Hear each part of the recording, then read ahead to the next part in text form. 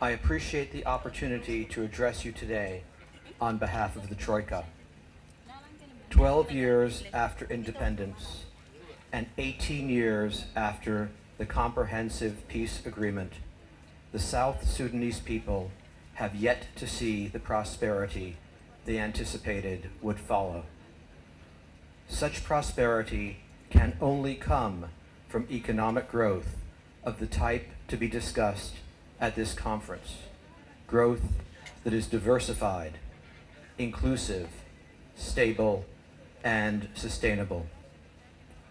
Looking beyond this conference, we call upon the transitional government to demonstrate through its actions that it views achieving this growth as a priority.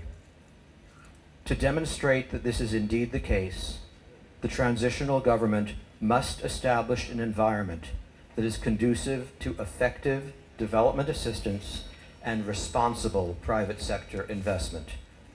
I regret to say that such an environment does not currently exist. Such an environment will only emerge when the transitional government demonstrates political will to meet peace commitments necessary so that a free, fair, and peaceful election can take place. It will only emerge when there is accountability for human rights violations, including gender-based violence, and measures to prevent corruption. It will only come when there is transparency in the use of public revenue and prioritization of the use of that revenue based on the principle that public resources should be used, indeed must be used, to meet public needs. For example, at present, the largest portion of South Sudan's public revenue, including the majority of its oil revenue, is spent on roads. Yet how much benefit has the South Sudanese people actually seen from this spending? Could these funds be better used? What is the opportunity cost of the current pattern of spending? Let's consider a few examples of the cost of not using public revenue to meet other priorities. These include low and non-payment of civil service and security sector salaries. This affects government capacity and serves as primary drivers of criminality and corruption. The health sector relies overwhelmingly on international assistance, with only 2% of its funding coming from the transitional government. And as more than 240,000 South Sudanese who were living in Sudan seek sanctuary in their home country, only $3 million has been made available from public revenue for humanitarian response. Let me be clear. The question of how the wealth of this country should be used is for the South Sudanese people to determine, not for me, not for other foreigners. However,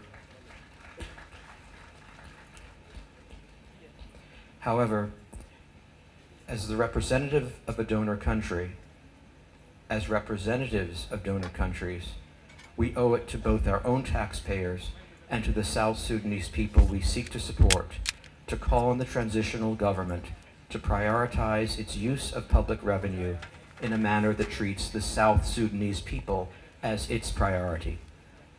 This means the transitional government taking greater responsibility to, first, provide basic services to its citizens. Second, pay public sector salaries on time, including those for health workers,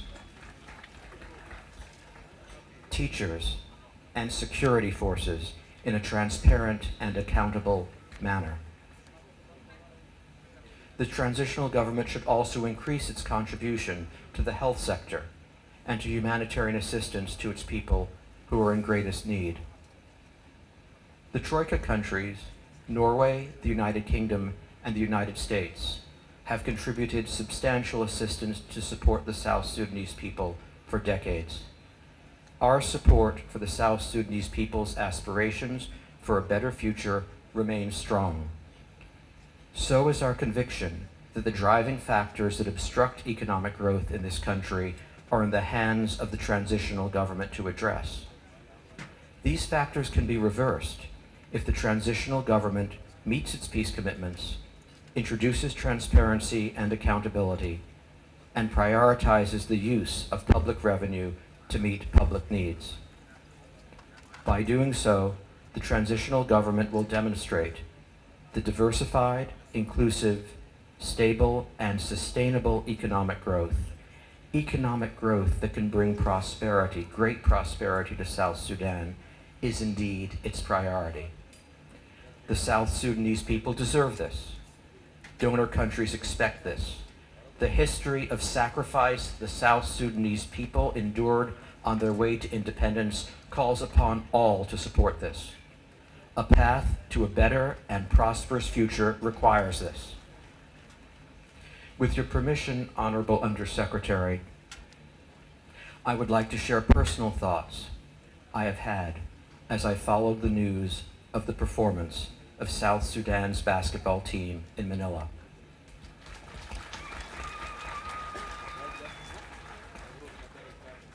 First, my warmest congratulations to the team.